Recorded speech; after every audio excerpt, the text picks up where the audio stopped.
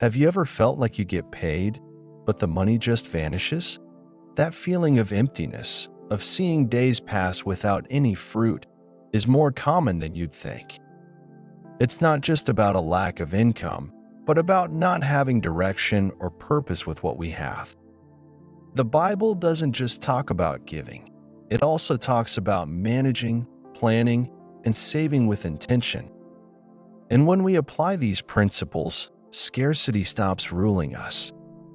This video isn't an empty promise, it's a biblical guide to start saving, even if today you feel like you can't. Many people believe they can't save because they earn little, but the reality is that it's not about the amount, but about the mindset. Scarcity doesn't start in the pocket, it starts in the way we think about money. And unfortunately, many have confused faith with disorganization. Phrases like "God will provide" are used to justify irresponsible decisions. But true faith also plans, anticipates, and acts with wisdom. The Bible says in Proverbs 21 verse 20 that, "In the house of the wise are stores of choice food and oil, but a foolish person devours all he has." The wise person doesn't live day to day. They set aside, save, and honor purpose.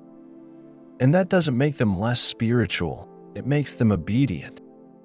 Saving isn't mistrusting God, it's preparing for what He has already foreseen, sowing with intention before urgently needing. Luke 16 verse 10 teaches us that whoever can be trusted with very little can also be trusted with much. And that's not just a financial principle, it's a test of spiritual maturity. Because if we don't know how to manage 10, we won't know how to manage 100. God doesn't give more to those who ask for much, but to those who manage the little they have well. And that begins with small, consistent, purposeful decisions. Hashtag saving with purpose, sowing seeds of faith. Saving isn't about accumulating for accumulation's sake. Nor is it an act of fear or mistrusting God. It's a way of sowing with faith, of telling the Lord, "I am ready to manage what you put in my hands." When you set aside a portion of your income with intention, you are planting a seed that will bear fruit in its time. Saving doesn't contradict faith, it strengthens it. Zechariah 4 verse 10 reminds us not to despise small beginnings. Perhaps today you can only save a tiny portion, a few coins, but that faithfulness in little opens greater doors in the spiritual and in the practical. What you set aside today with faith can tomorrow become provision for you or to bless others. God doesn't need large quantities, He needs obedient hearts. Saving with purpose frees you from the impulse to spend without thinking. When you know what you're saving for, your mind and heart align.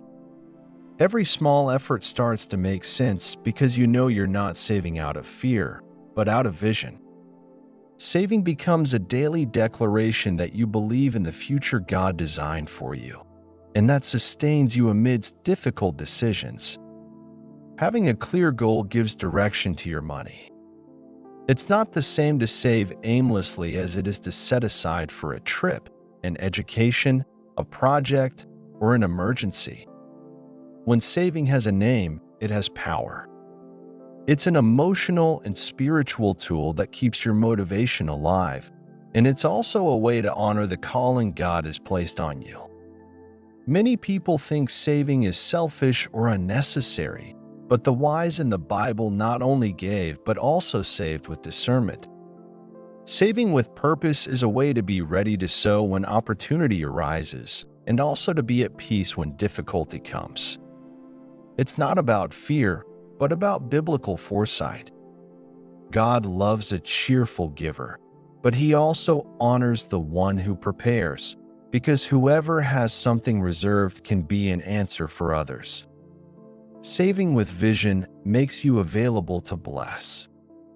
It positions you not as someone who asks, but as someone who gives. And that's part of the kingdom design, to sow, multiply, and share. And if you're ready to make profound decisions like this, I want to give you something special, material that not only inspires you but transforms you. It's a digital book with 10 biblical secrets that most people don't know how to apply correctly, and a proven 30-day challenge to break cycles of financial stagnation. It has already helped many people activate true prosperity because it doesn't just talk, it teaches with the word and real results. This practical and revealing resource is available right now. Click on the first pinned comment to access enriching material that can mark a before and after in your finances and your faith. ### practical steps for intentional saving. One of the most common mistakes when trying to save is doing it when possible. But the truth is, if you don't do it intentionally, it will never happen. The first practical step is to decide on a fixed percentage, no matter how small. Don't wait to have a lot to start. Begin with what you can set aside today. The key is in consistency, not quantity. Think of someone who decides to save 10% of what they earn. Even if their income is low, that decision creates order, and over time, that small seed becomes a reserve, a fund that not only gives them peace but also prepares them for opportunities. Because whoever sets aside with faith positions themselves for what's to come. This principle is like sowing in a field. The farmer doesn't wait to have 100 seeds to start. They plant what they have, knowing that God will grow what is sown. That's how saving works, a seed that speaks of your faith, an action that God can use to multiply. Pay yourself first before covering debts, buying something, or solving emergencies, not because you're selfish, but because you're protecting your purpose. Tithing honors God, and saving honors the calling He gave you. Both are part of a life managed with vision. You can start with 10%, but if that's difficult, start with 5%, 2%, or even 1%. The important thing is to always do it, no excuses. Do it before the money mixes with other expenses, like someone separating oil before cooking so as not to use it all. Order opens the door to abundance. A simple example, a woman who earns $500 a month and saves just $5 each week. In a year, without feeling it, she will have set aside over $250. It's not magic, it's habit. It's not quantity, it's decision. And the most powerful thing, it trains her mind and strengthens her faith. Small steps produce big results. Every time you set aside that percentage, do it with intention. Say it aloud if necessary. This is part of my purpose. And if you believe in this word, write in the comments, **** God, I thank you now, because you will make me prosperous. May your confession be the seed of your transformation. When you give your savings a name, you give it a purpose. It's no longer just money saved, it's a seed with direction. That's why it's not the same to say, I have savings, as it is to say, I'm setting aside for my calling. That small mental change transforms the relationship with money. It makes it an active part of your faith. Imagine two people saving the same amount. One does it just in case. The other writes, Mission Trip 2025. Who do you think will stay firmer over time? The one with a clear vision resists temptation more because their savings have an identity. You can have physical envelopes or digital accounts, it doesn't matter. The important thing is that each has a real name: Peace Fund, Emergencies, Sowing, Training.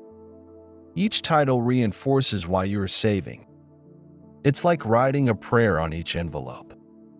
A young man named his savings Freedom, not because he wanted to buy something, but because he dreamed of getting out of debt. And every time he contributed, he declared, "I am walking towards the freedom God promised." Those savings became more than numbers. They became a visible promise. Naming your seed is caring for your purpose. Make that act something spiritual. Place your envelopes in a special place with visible verses. Pray when you save, give thanks when you advance. And remember, God honors what you consecrate with faith. The little in your hands can be great in His hands. Do you have a prayer request related to your finances, your purpose, or your family situation? Leave it in the comments with faith. We are building a community that prays, believes, and walks together. You are not alone in this process, and God listens to those who cry out with humility. ### overcoming emotional spending and building financial unity. One of the most repeated phrases when talking about saving is, "How can I save if I barely have enough to live?"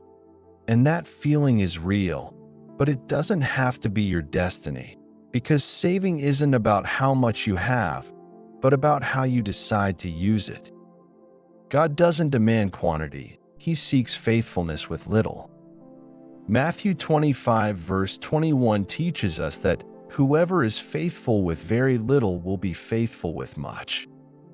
It's a spiritual promise and a practical principle.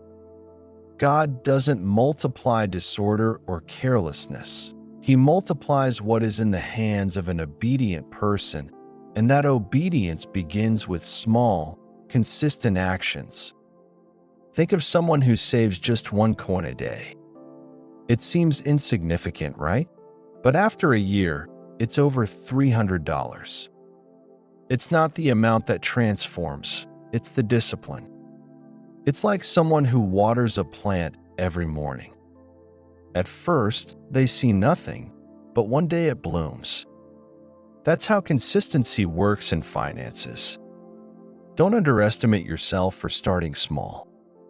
The enemy wants you to think it's not worth it, but every time you set something aside, you're training your mind and your faith, and you're building a different future than the one you already know. God honors every step you take in His direction. A woman said that she could only save 1% of her income, and she did it every week without fail. After 6 months, she had a fund she had never achieved before. It wasn't the amount, it was her obedience. And that gave her peace, vision, and motivation to continue. And if you feel this content is blessing you, consider joining the channel's Members Club. It's a way to sow in good ground, support this mission, and receive exclusive content, special emblems, and closer contact. It's not an obligation, it's a spiritual opportunity. The link is in the video description. Thank you for being an active part of what God is doing here. Don't wait to have more to start. Start today with what you have, and you will see what God can do. Saving, even when it seems little, is an act of faith. It's declaring, "I am ready to manage what comes," because whoever is faithful in little is ready for the eternal. Many don't spend because they need to, but because they want to relieve something they feel: sadness, anxiety, stress, or comparison. And suddenly you buy something, but that relief lasts only a short time and leaves a deeper sense of emptiness.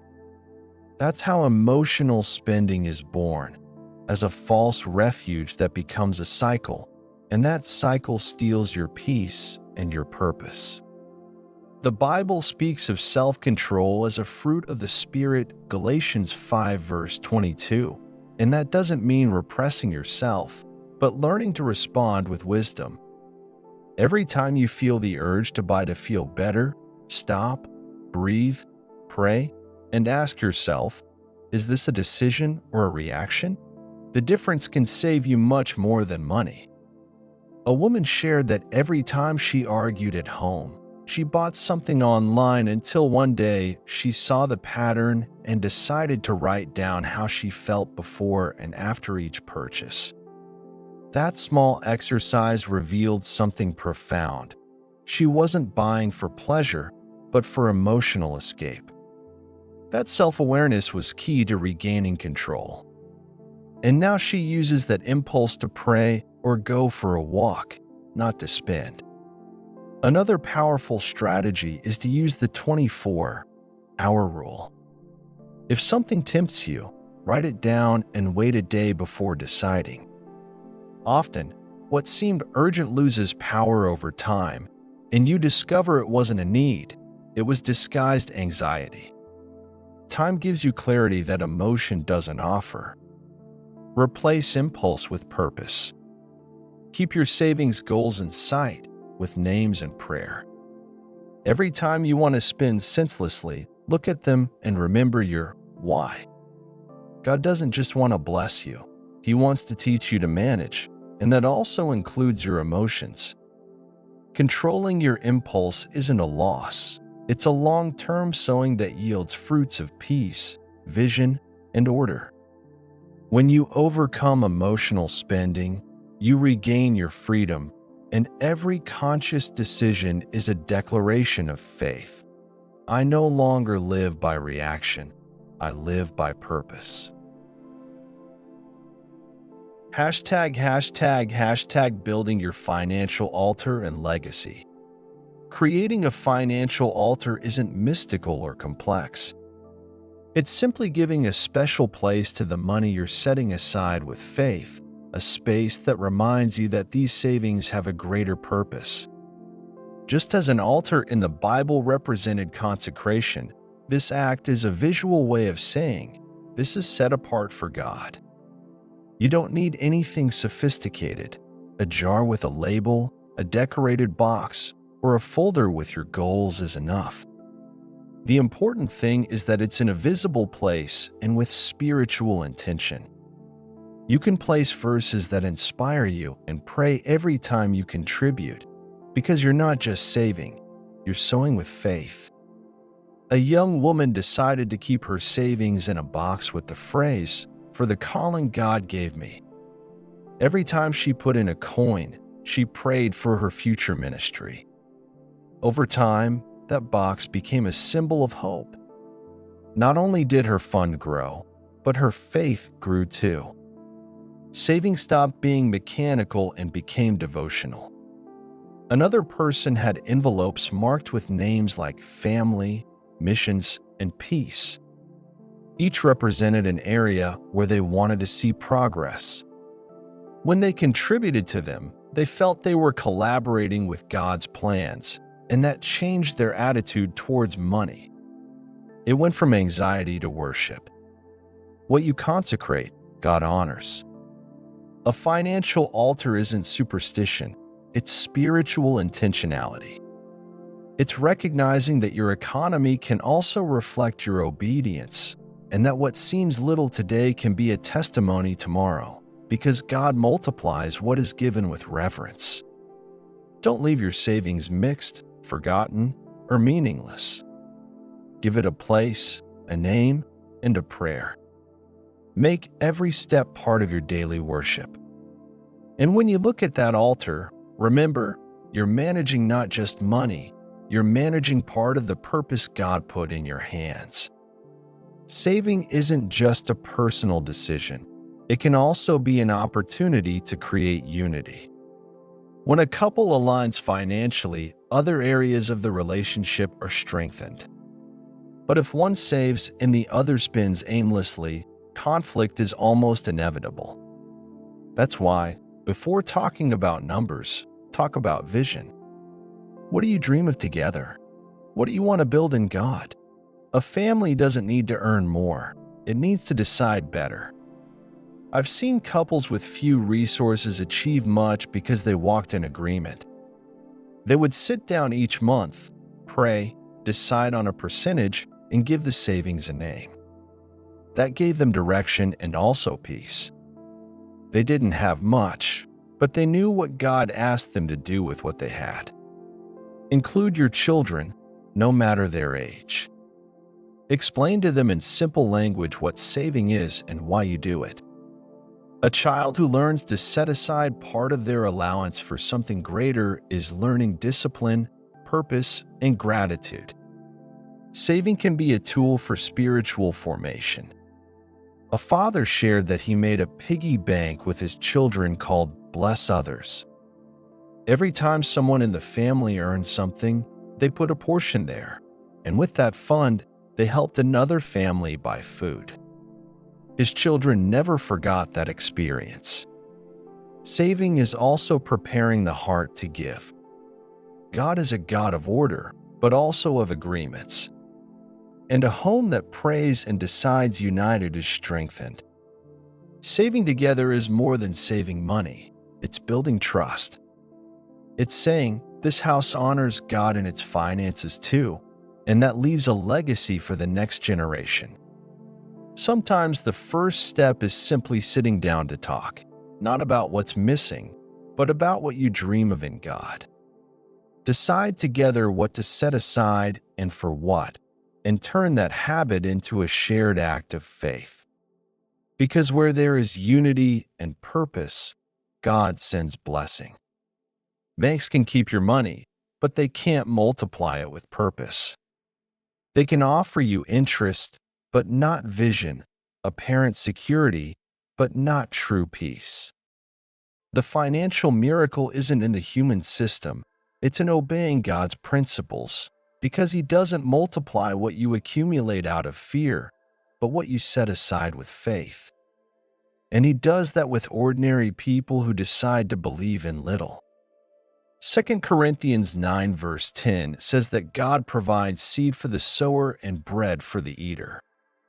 He doesn't just want to sustain you, He wants to make you fruitful. What you set aside with obedience today can be the harvest that sustains your tomorrow. God doesn't need large quantities. He needs faithful hearts, and when He finds one, He transforms that act into a testimony. An entrepreneur said that he started his first savings with the equivalent of just $1, not out of fear, but with faith. Years later, that simple habit was the basis of his financial freedom, not because the bank multiplied it, but because his obedience opened doors. God doesn't move by systems. He moves by eternal principles. And when you apply those principles, the miracle has already begun. Today you learned that saving isn't just setting aside what's left over. It's an intentional decision, a sign of obedience. It's not about waiting for the ideal moment, but about acting with faith in the present. Because when you are faithful with little, God can entrust you with much more. And it all begins with a simple choice to set aside with purpose.